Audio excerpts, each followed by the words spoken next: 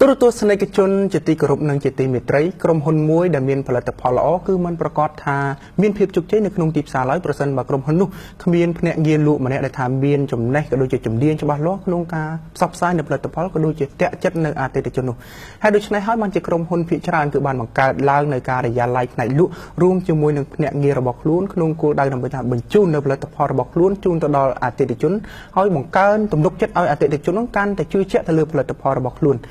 ดำใบผลิตภัณฑ์มุ้ยมีนหรือมุ้ยทาเสวากรรมมุ้ยมีนในกิจมุ้ยระบายในเลยตีบซาก็โดยเฉพาะสอดเตะจัดในอาติชนตาเนี่ยหลวงกูแต่เรียบจอมในแผนการยุทธศาสตร์ระบบหยิบหน้าให้ก่อเตรียมคลุ่นอย่างโดยไม่ได้ดำใบทัวร์ปุกรมอาติชนเป็นการชื่อตกจัดเลยก่อนบ้านในทางนี้ยืนหนึ่งจุดจมูกหนึ่งลุกลุนบริแต่โลกคือเจสถาปนิกก็โดยเฉพาะโปรตีนอภิวัตธุรกิจในกรมหุ่นสุริจีเชนโลกตัวก็เชียศาสตราจารย์ในกรุ๊ปกรมธุรกิจยืนหนึ่งจุดจมูกโลกนำไปถูกการพิพากษาแต่เลือโปรตีนบอลในแต่เราบาดจำเรียบสู้ลูกบริบาดจำเรียบสู้ลูกโบราณบาดเอาก้นจุดปูวัตถุเมียนระบอลโลกในทางนี้ขอบคุณชราบาดประเทศระบอลยังในทางนี้ก็เปียกปอนในทางการดุบาดจังจีสำนูดบงกูแต่สู้ลูกทาเอาไว้เต้ทาจิการดุไอการลุ้มคือเวียเมียนการเปียกปอนคดีอย่างดุไม่ได้ทางการปลอดเสวากรรมแล้วมุนหนึ่งจับประดามบดองเตี้ยหาจุกเคลมบดองเตี้ยบองปอนตัวสิบจนถึงอาการปีแวะมุนบองปบานจูบขยมแปะปอนนังประเทศบอดสหกรณ์เพียบไทยนี้ชมจองมาใจดุเล่บอดปีศาจประธานเตี้ยแปะปอนตัวนังกาทำไมลุออยตัวบานจุกใจลุออยเมียนรัตพลอมุนหนึ่งจับประดามชมสมตีนจะนับอารมณ์ตัวสนิทชนติดทาเบอร์สันยังยี่จีปีศาจอังเลมีเมียนเปียทำมาร์เก็ตติ้งให้หนึ่งเซลในขนมเปียทำมาร์เก็ตติ้งไปยังบอกชีปีศาจทำไมฮะทาตีศามาร์เก็ตเตอร์เนี่ยตีศา sales person ก็คือจีเนี่ยหลวงจังเข้มจังเตียนสถานเพียบปีนั่งไอ้ดันติดทาเชื่อตุ้งเต้บองปนมาให้จีทรอบเคยเนี่ยมีนคณียังมาจนนู้นก็ใจขัดบันตามเพลย์สิดำใบเอาอาเตดิชนโกลเอาระบอกก็หรือก็อาเตดิชนครบประเภทก็ตัวบานปอนมีนทากรมหุ่นก็เฟอไอมีนผลิตภัณฑ์ไอลุใส่เกยจังประตบปีข้างเนตีซาก็ดังใส่เรื่องหนึ่งหายข้างภายในลุก็หนึ่งเธอไม่เอากลมน็อตปีพิวหนึ่งไอ้บ้านก็จับประดามแต่เฟอร์บอดบางหายนายนอมนำไปลุผลิตภัณฑ์หรือก็ศิลปกรรมหนึ่งไอ้บ้านจังอะไรนี่สมเตียนจำนับอารมณ์ไม่ดันติดท่า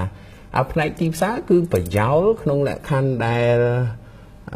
ภายในข้างลุคือก็เติบโตจมูกหนึ่งไอ้เตติชนจังสมนูปตอtiếpยังสัวท่าตาเอาไว้ตื้อคือจีการลวยี่เชื่อสมัยอาการลวเวคือจีการดอกโดในตุ่มเน้นหรือก็เอาไว้มวยจีตูเต้ยังสัวเตียท่าตาเวเมียนตุ่มเนะตุ่มนงเอาไว้คลาได้จีมวยหนึ่งเสวากรรมยังเมื่อเคยทานเมื่อปีใดยังยี่ปีเซลเวตัยได้เมียนเซอร์วิสการลวให้หนึ่งเสวากรรมเวตัยแต่ดาวตุ่มขณีเสวากรรมเป็นในทางยังปดอยเสวากรรมต่างๆติดชนยังโยจัดตกด่างอ้อยกอดทัวร์กอดมีนบอดปีศาจล้อช่วยมวยหนึ่งกรมหนยังฉันเนี่ยเราคนนี้จับมารอมติดทาพิจารณาได้ตามบอดปีศาจเซลเทอร์สันไม่ในทาบกกลภายในโลกอดจับประดามเตอร์เฟอร์อย่างนี้เลยนี่ฮะลองเสนะยังทากอดโยผลิตภัณฑ์เตอร์เฟอร์บางหายแต่เราพิวกดจับมารอมไหมเราไปหมดเราตีตังเจะแสดงเราบอกกรมหนนึงเอาไว้เดี๋ยวเซลกดบานนายน้อมกดอวดอ่างปีผลิตภัณฑ์ในเสวากรรมวิอันเมียนในทางเนี่ยในทางขนมกดบานพอดเสวากรรมเราอมุ้ยได้เพื่อเอาพิวนึงกดเป็นจัดให้เนี่ยเนาะนี่จับเราไม่ทานนึงไปเดี๋ยวพิวเป็นจัดยืนใจมาร์เก็ตติ้งด่าใส่อ๋อรอบเมินมันสมานึงพิวเหมือนเนี่ยแต่กดยัยละอปีหมดมวยแต่หมดมวยมันเอากรมพลยังได้บาดจังยมประจักษ์ลงติ๊กคือมันในทางเนี่ยลูกคือเขาคนนี้ดังเนี่ยติดซาเซลแมนเขาตอนนั้นมาเก็ตเตอร์จังได้เมียนกาพรจะล้อมมาจนนู้นก็ไต่เมียนกาพรจะล้อมนะเนี่ยลูกนั่นคือจีเนี่ยติดซาให้เนี่ยลูกนั่นคือจีเนี่ยพอในทางโปรโมชั่นโปรโมทในผลิตภัณฑ์ระบบล้วนต่อเอาอัติเดชนปัจจัยมันพอในสภากรรมดิอันนั้นก็ไล่นี้ชมช่องไปเจ้าต่อเอาตัวสนิทชนติดทาเชียร์ตู้เตอร์มาร์เก็ตเตอร์ไม่ได้ฐานเนี่ยตีซาโกลดาวสำคัญบอกก็เพื่อเอาติดชนสกอลปีกรมหุ่นหรือบอกก็สกอลปีเสวากรรมนั่งสกอลปีผลิตภัณฑ์ គាត់នឹងអាចคล้ายទៅជាអ្នកលក់បើសិនជាគាត់មើលឃើញឱកាសថាគាត់អាចលក់បានបាទក្នុងលក្ខខណ្ឌដែល sale ភាគច្រើនគឺយើងសង្កត់ធ្ងន់ទៅលើភាពផ្ទាល់គាត់ទៅជួបភ្ញៀវគាត់ទៅនិយាយជាមួយភ្ញៀវគាត់ទៅបញ្ចុះបញ្ចូលភ្ញៀវដើម្បីឲ្យភ្ញៀវទិញផលិតផលឬក៏សេវាកម្មរបស់គាត់បាទអញ្ចឹងបានន័យថា sale ហ្នឹងគឺអ្នកជួបផ្ទាល់ marketer ដែលថាអ្នកទីផ្សារជួបប្រយោលគាត់អាចប្រយោលច្រើនប៉ុន្តែអ្នកប្រយោលអាចទៅផ្ទាល់វិញទៀតបាទអ្នកប្រយោលនៅពេលដែលពួកគាត់មើលឃើញឱកាស marketing ទីផ្សារតែគាត់ឃើញឱកាសលក់បានគាត់នឹងខ្លាយទៅជា sale វិញអញ្ចឹងកន្លែងនេះមានន័យថាបើយើងចែកឲ្យដាច់ marketing គឺប្រយោល sale គឺដោយផ្ទាល់ជារួមតួនាទីក្នុងការទទួលខុសត្រូវរវាង sale និង marketing គឺវានៅក្នុង block តែមួយទេបាទដោយសារតែនៅក្នុង block តែមួយអញ្ចឹងគោលដៅសំខាន់បំផុតគឺការផ្សព្វផ្សាយនៅផលិតផលមួយឲ្យដល់អតិថិជនឲ្យគាត់ទិញឲ្យគាត់គ្រប់គ្រងបន្ថែមទៀតអញ្ចឹងជាយុទ្ធសាស្ត្រសម្រាប់ល្អថាសម្រាប់អ្នកថាទីផ្សារក៏ដូចជាអ្នកលក់ពួកគាត់គួរតែរៀបចំនៅយុទ្ធសាស្ត្របែបណាដែរដើម្បីធ្វើឲ្យផលិតផលហ្នឹងទទួលបានការគ្រប់គ្រងច្រើនពីអតិថិជនក៏ដូចជាធ្វើការប្រកួតប្រជែងជាមួយផលិតផលដទៃនោះកន្លែងនេះនៅពេលដែលយើងនិយាយពីយុទ្ធសាស្ត្រទីផ្សារឬក៏យុទ្ធសាស្ត្រនៅក្នុងការលក់ក្រុមហ៊ុនភាគច្រើននៅពេលដែលគាត់ចូលទៅក្នុងទីផ្សារគឺគាត់ភ្លេចថាគាត់ត្រូវសិក្សាស្អីគេខ្លះហើយជារួមខ្ញុំចង់លើកពីចំណុចសំខាន់មួយចំនួនថា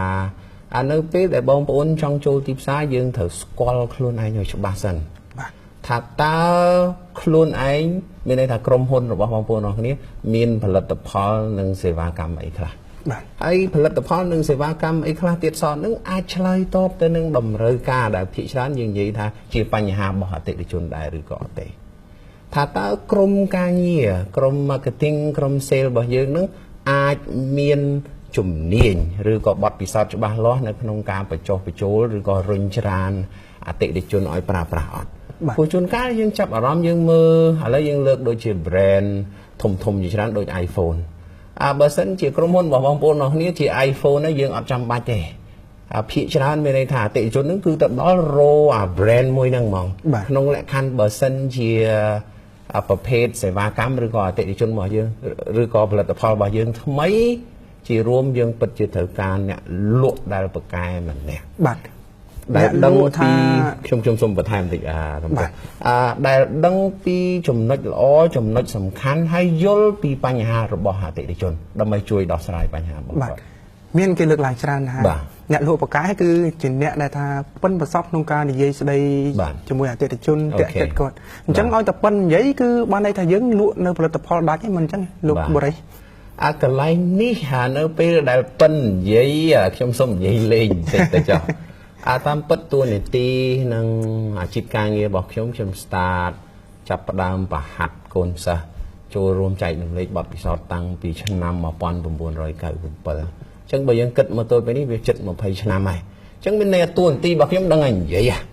ជាគ្រូម្នាក់គឺត្រូវតែនិយាយអញ្ចឹងឥឡូវយើងសួរទៅវិញថាកូនសិស្សចេះអត់អានឹងយើងចាប់ផ្ដើមពិចារណាខ្លួនឯងថានិយាយនឹងវាត្រូវសាច់រឿងហើយអត់យល់ទេបាទចឹងឥឡូវយើងបកមកសំណួរវិញថាតើអ្នកដែលប្រកែនិយាយ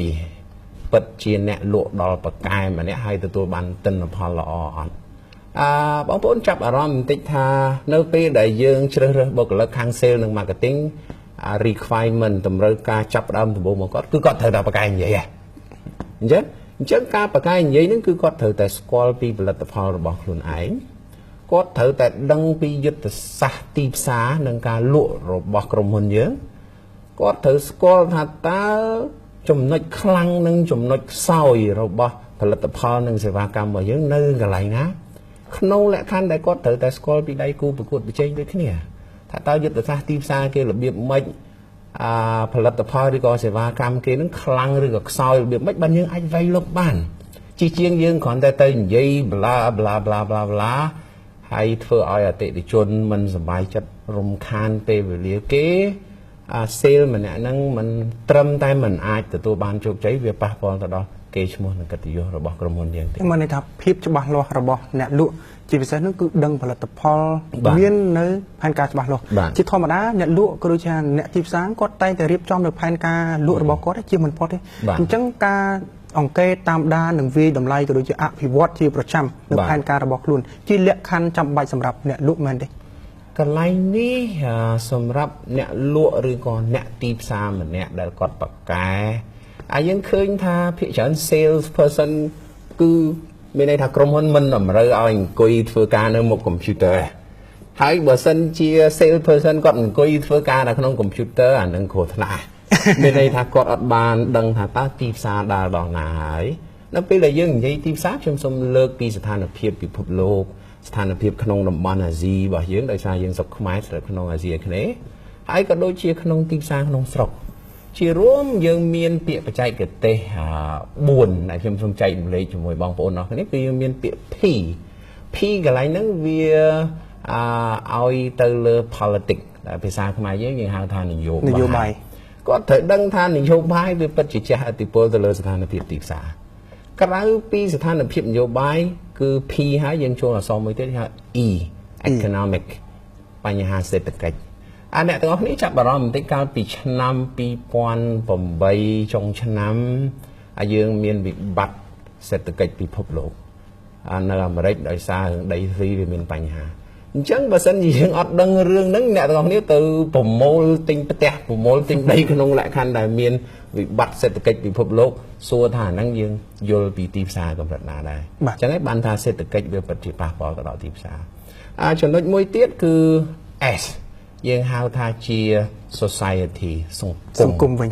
ជួនកាលសង្គមគឺយើងសំដៅទៅលើគេហៅថាអិរិយាបថរបស់អតិថិជនឧទាហរណ៍ថាយើងយកផលិតផលមួយយកទៅលក់ឲ្យបុគ្គលឬក៏មនុស្សដែលមានវ័យចំណាស់ហើយអ្នកទាំងអស់គ្នាយើងអាចថាយើងយកផលិតផលណាមួយដែលសម្រាប់ក្មេងៗយកទៅលក់ឲ្យមនុស្សចាស់អញ្ចឹងវាអត់ត្រឹមត្រូវទេអញ្ចឹងបន្ទាប់ពីយើងចូល S society ចុងក្រោយគឺ technology T អក្សរ T នេះពិតជាសំខាន់ណាស់ដោយអ្នកទាំងអស់គ្នាយើងដឹងឥឡូវបើសិនយើងធ្វើទីផ្សារភាគច្រើនយើងអាចថាយើងលេង Facebook ក្នុងលក្ខខណ្ឌផ្ទាល់ខ្លួនឬក៏សំខាន់ឬក៏មិនផ្លូវការឥឡូវនេះបើសិនជាយើងចេះប្រើប្រាស់ social media ទាំងអស់ហ្នឹងធ្វើ marketing effective ហើយទទួលបានជោគជ័យហើយមានន័យថាថ្លៃដើមថ្លៃចាយហ្នឹងវាពិតជាតិចតួចមែនតើបាទអញ្ចឹងសរុបមកវិញមានន័យថាយើងមើលស្ថានភាព4ទី1គឺ P politics នយោបាយទី2 E economic សេដ្ឋកិច្ចទី3 S society សង្គមហើយចុងក្រោយគឺ technology បច្ចេកទេសអរគុណលោកបរិយខ្ញុំចាប់អារម្មណ៍តាក់ទងទៅនឹង S ជាងគេគឺ society ជាទូទៅគឺអ្នកលក់តែងតែជួបនៅអតិថិជនគ្រប់វ័យបាទសម្រាប់អ្នកលក់បាទពាក្យថាអតិថិជនជាស្ដេចគឺតម្រូវឲ្យអ្នកលក់ត្រូវតែធ្វើយ៉ាងណាក៏ដោយតាមអតិថិជនហើយក៏មិនប្រកាសដែរថាអតិថិជនស្រួលទាំងអស់ក្នុងការជជែកក្នុងខ្ញុំលើកឧទាហរណ៍មួយចា៎បើសិនតាអ្នកលក់យើងគាត់យកផលិតផលទៅប្រម៉ូទឬមកថាផ្សព្វផ្សាយទៅឲ្យអតិថិជនម្នាក់ថាពិបាកនិយាយគ្នាគាត់ជាមនុស្សម្នាក់ថានិយាយចំទៅពិបាកនិយាយគ្នាតែម្ដងហើយអ្នកលក់យើងរត់ចោលគាត់អញ្ចឹងវាជាបរាជ័យរបស់អ្នកលក់ឬមួយក៏យ៉ាងម៉េចអានេះបើសិនជាបងប្អូនទស្សនិកជនស្ដាប់មកបន្តិចយើងថាអតិថិជនគឺជាស្ដេចពាក្យហ្នឹងគឺត្រូវបានដកស្រង់ចេញមកពីវប្បធម៌របស់ជប៉ុនជារួមខ្ញុំក៏បានទទួលបទពិសោធន៍នឹងមួយចំនួនដែរកាលខ្ញុំទៅចូលរួមវគ្គបណ្ដុះបណ្ដាលពាក់ព័ន្ធនឹងការអភិវឌ្ឍធនធានមនុស្សនៅទីក្រុងតូក្យូប្រទេសជប៉ុនហើយយើងពិតជាទទួលបានការគប់ចិត្តពេញចិត្តថាអតិថិជនគឺជាស្ដេចបើទោះបីជាអតិថិជនគាត់ស្ថិតក្នុងស្ថានភាពណាក៏ដោយអានេះយើងសូមបកប្រែមកបន្តិចនៅក្នុងបរិបទរបស់ស្រុកខ្មែរយើងវិញឬថាក្នុងអាស៊ីវិញគាត់ទទួលយកដូចគ្នាគាត់បកប្រែទៅបន្តិចថា customer is a king but he or she has to be a good king or queen អតិថិជនគឺជាស្ដេចតែពួកគាត់ត្រូវតែជាស្ដេចឬក៏ស្ដេចប្រុសឬក៏ស្ដេចស្រីដែលល្អម្នាក់អញ្ចឹងបានជាអញ្ចឹងហើយបានធ្វើឲ្យអ្នកលក់គាត់ចាប់ផ្ដើមផ្លាស់ប្ដូររបត់របស់ពួកគាត់អានឹងចំណុចមួយអញ្ចឹងយើងសួរបណ្ដេញតទៀតថាឥឡូវបើសិនជាយើងជួបភ្ញៀវដែលពិបាកក្នុងការតំណែងពិបាកក្នុងការបញ្ចុះបញ្ចូលដើម្បីប្រើប្រាស់ផលិតផលរបស់យើងសួរថាយើងរត់ចោលអត់ទេអានេះគឺជារឿងដែលវាមិនតាន់ត្រឹមត្រូវមួយជួនកាលអ្នកទាំងអស់គ្នាគិតថាភ្ញៀវនឹងពិតជាពិបាកយើងចំណាយពេលច្រើនវាខាតពេលអីយើងរត់ចោល ហើយយើងចាប់អារម្មណ៍ថាភ្ញៀវដែលពិបាកឬក៏គាត់មិនពេញចិត្តវាមានហេតុផលវាមិនមែនសុកវាកើតឡើងក្នុងស្ថានភាពអញ្ចឹងឯងអញ្ចឹងយើងក្នុងនាមជាអ្នកទីផ្សារយើងត្រូវតែស្វែងយល់វិភាគថាតើអ្វីដែលធ្វើឲ្យគាត់ប៉ះពាល់អ្វីដែលធ្វើឲ្យគាត់មិនពេញចិត្តវាពាក់ព័ន្ធនឹងកត្តាតម្លៃទៅលើផលិតផលឬក៏សេវាកម្មរបស់យើងវាពាក់ព័ន្ធទៅលើការភ្ញៀវឬក៏បុគ្គលិករបស់យើងនិយាយទៅកាន់គាត់អត់អស់ឬក៏យ៉ាងម៉េចជាជាងយើងរត់ចោលគាត់យើងព្យាយាមសិក្សាវិភាគឲ្យអស់ហើយបើទោះបីជាអ្នកទាំងអស់គ្នារត់ចោលគាត់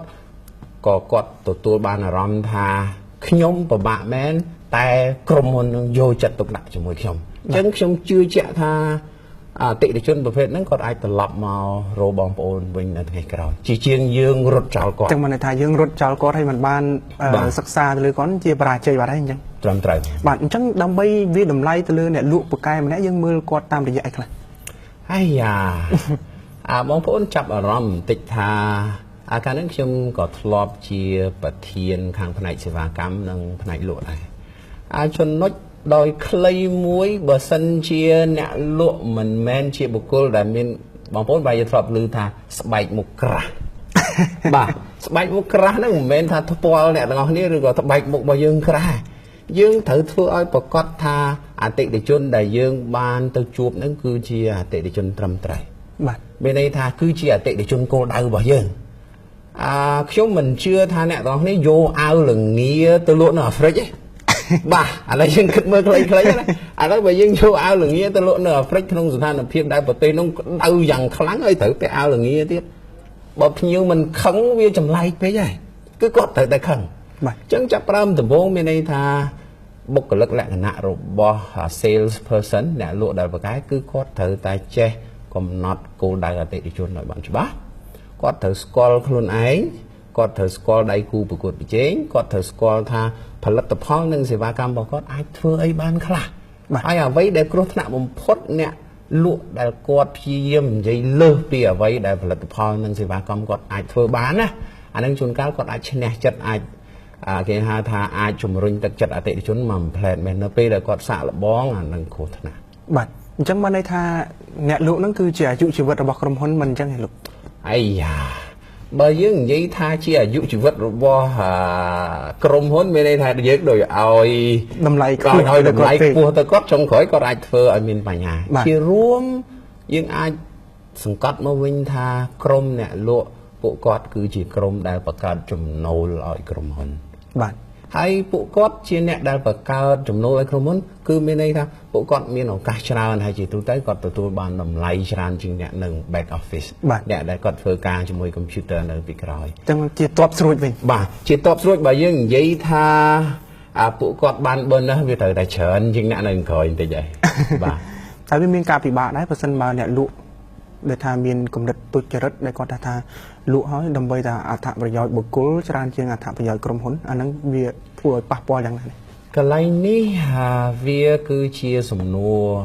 ទូទៅមួយបើយើងនិយាយទៅយើងមើលពីអត្ថប្រយោជន៍ការលើកទឹកចិត្តរបស់ក្រុម sale ក្រុមលក់វាច្រើនជាងអ្នកនៅ back office ធ្វើការនៅខាងក្រោយជារួមអ្វីដែលសំខាន់មានន័យថាភ្ញៀវអ្នកលក់គាត់មានឱកាសទៅជួបផ្ទាល់ជាមួយភ្ញៀវជួនកាលគាត់អាច play around គាត់អាចកេងបន្លំក្នុងលក្ខខណ្ឌណាមួយខ្ញុំជឿថាវាជាបំផុតដែរហើយបើសិនជាអ្នកនរនេះទៅគៀបពួកគាត់ខ្លាំងពេកយើងនឹងអាចបាត់បង់ចំណូលពីពួកគាត់ហើយជួនកាលក្នុងស្ថានភាពយើងនិយាយក្នុងអាស៊ីកុំកំណត់តែក្នុងស្រុកខ្មែរយើងពេកថាជួនកាលពួកក្រុមអ្នកលក់គាត់មិនចង់បានទេភ្ញៀវគាត់ថាឲ្យជាសកលជាការលើកទឹកចិត្តសម្រាប់ការជួយការងាររបស់ពួកគាត់វិញបាទតែធ្វើម៉េចឲ្យស្ថិតនៅក្នុងកម្រិតដែលអាចទទួលយកបានទាំងអស់គ្នាកុំឲ្យអាការលួចបន្លំឬក៏កេង commission ហ្នឹងវាធំធេងពេកពីចំណូលជាក់ស្ដែងរបស់ក្រុមហ៊ុនបាទសូមអរគុណលោកបូរីចំពោះការចូលរួមនៅថ្ងៃនេះបាទ បាទទូរទស្សនិកជនជាទីគោរពនិងជាទីមេត្រីប្រធានបទរបស់យើងនៅថ្ងៃនេះគឺមានការចាប់អារម្មណ៍បន្តិចហើយទាក់ទងទៅនឹងការលក់ក៏ដូចជាការរៀបចំនៅយុទ្ធសាស្ត្រលក់ឲ្យបានជោគជ័យបាទអ្នកលក់គឺជាអ្នកដែលថាជួបផ្ទាល់ជាមួយអតិថិជនដូច្នេះពួកគាត់ចាំបាច់ណាស់ត្រូវតែស្គាល់ច្បាស់អំពីសេវាកម្មខ្លួនឯងរបស់ក្រុមហ៊ុនស្គាល់ច្បាស់អំពីខ្លួនឯងរួមផ្សំជាមួយនឹងថាមានការតាក់ទាញនិងតាក់ចិត្តអតិថិជនឲ្យបានច្រើនក៏ដូចជាការកំណត់តម្លៃនិងការបង្កើននៅទិន្នផលរបស់ខ្លួនជាដើមនោះបាទនៅវគ្គក្រោយយើងនឹងលើកយកនៅប្រធានបទថ្មីតាក់ទងទៅនឹងវិស័យសេដ្ឋកិច្ចពាណិជ្ជកម្មក៏ដូចជាអចលនទ្រព្យជំរាបលោកអ្នកជាបន្ត